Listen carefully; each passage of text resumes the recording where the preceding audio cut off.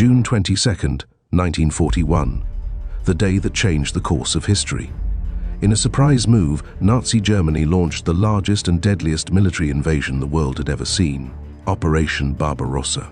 By February 1941, 680,000 German troops had gathered along the Romanian-Soviet border, a silent but ominous sign of Hitler's true intentions. In total secrecy, over 3 million German soldiers and 690,000 Axis allies were being positioned for the invasion, with the Luftwaffe conducting relentless aerial surveillance over Soviet territory months in advance. Despite mounting intelligence, Joseph Stalin remained unconvinced that Hitler would break the Molotov-Ribbentrop Pact so soon. His reluctance led to slow Soviet preparations, even as his own commanders, like Marshal Semyon Timoshenko, acknowledged that Germany posed the greatest threat to the USSR. As early as July 1940, Soviet Chief of Staff Boris Shaposhnikov had sketched out a defense plan that eerily mirrored the actual German attack that would come a year later.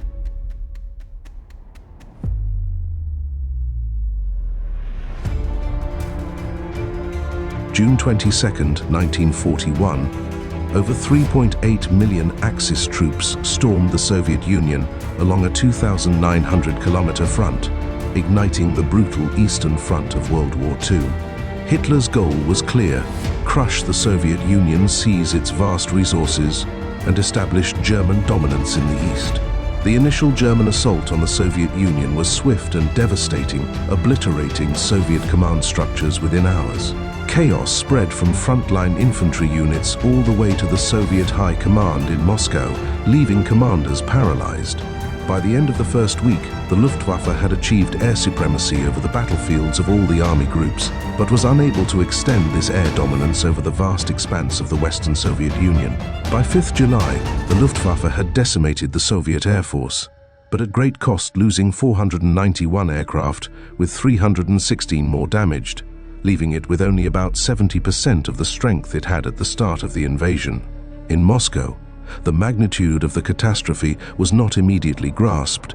Stalin, in disbelief, hesitated to accept the reality unfolding at the borders.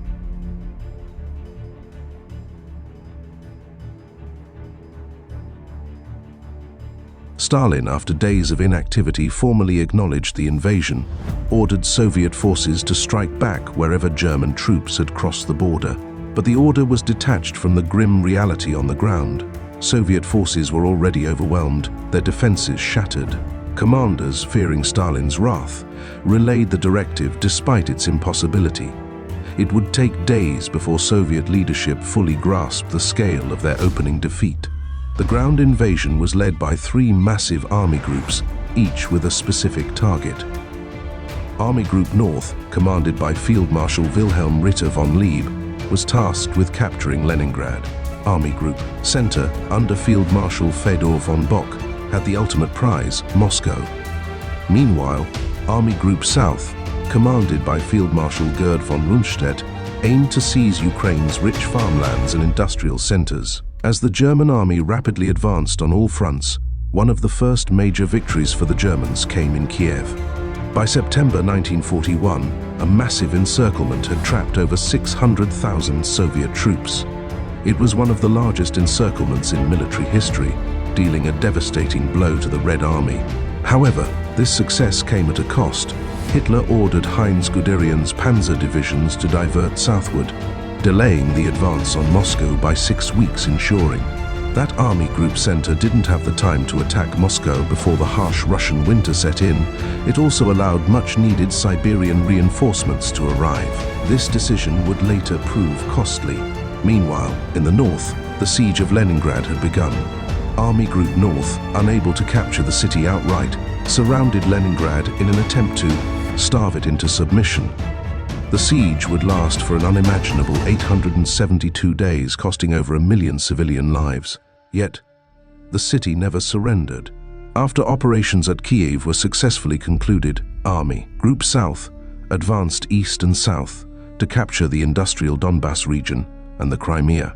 On 1 October, the one-stone Panzer Army under Ewald von Kleist swept south to encircle the 2 attacking Soviet armies.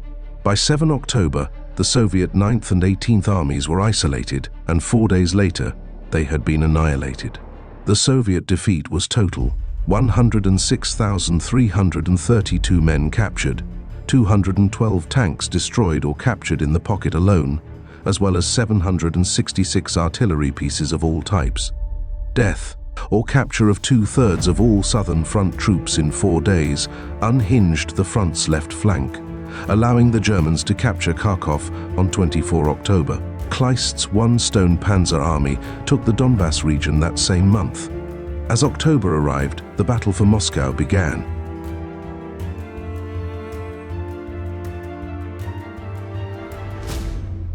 The Germans launched Operation Typhoon, expecting a swift victory. The Soviet capital, the heart of the Red Army's command structure, was Hitler's ultimate target. October 2, 1941, the final push toward the Soviet capital begins. In an operation named Typhoon, Nazi Germany launches a massive assault on Moscow, believing a swift victory will crush Soviet resistance once and for all. But what followed was one of the most grueling and decisive battles of World War II. The attack was led by Army Group Center, commanded by Field Marshal Fedor von Bock.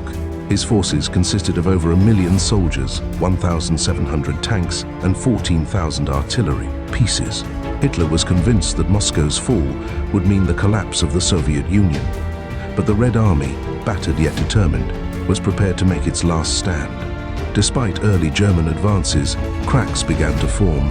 Soviet resistance stiffened, launching desperate counterattacks at key defensive points like Vyazma and Bryansk.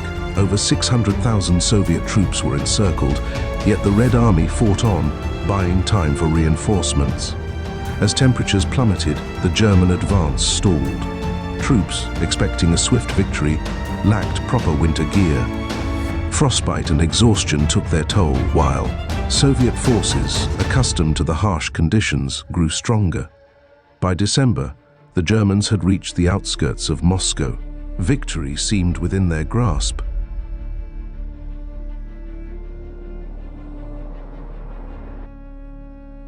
But on December 5, 1941, the Red Army struck back.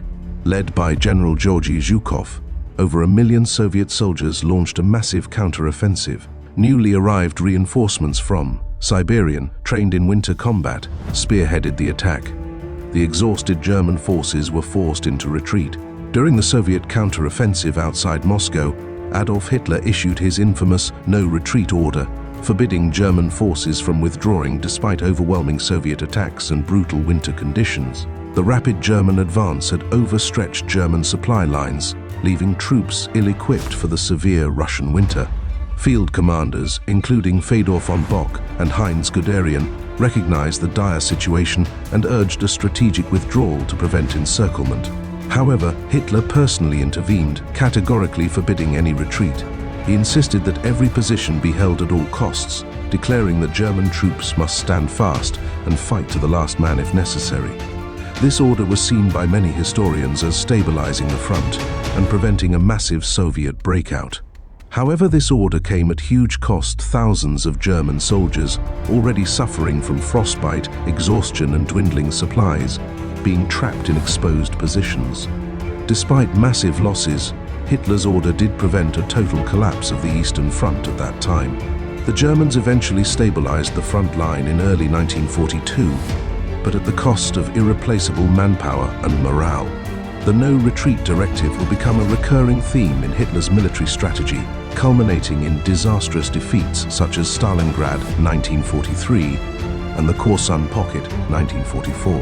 What was meant to be a quick conquest had turned into a grinding, bloody stalemate. Hitler would never again attack Moscow. Operation Barbarossa was not just a battle for land, it was a clash of ideologies, a struggle for survival, and the turning point that set the stage for Germany's ultimate defeat. Over 8 million lives were lost in just 6 months, making it the costliest military campaign in history. The failure of Barbarossa forced Nazi Germany into a war of attrition that it could not win. The Eastern Front would bleed the Wehrmacht dry, leading to its eventual downfall. Hitler did not yet know it, but after this point, the war was lost. Want to dive deeper into the real stories behind World War II? Subscribe for more historical insights and untold stories.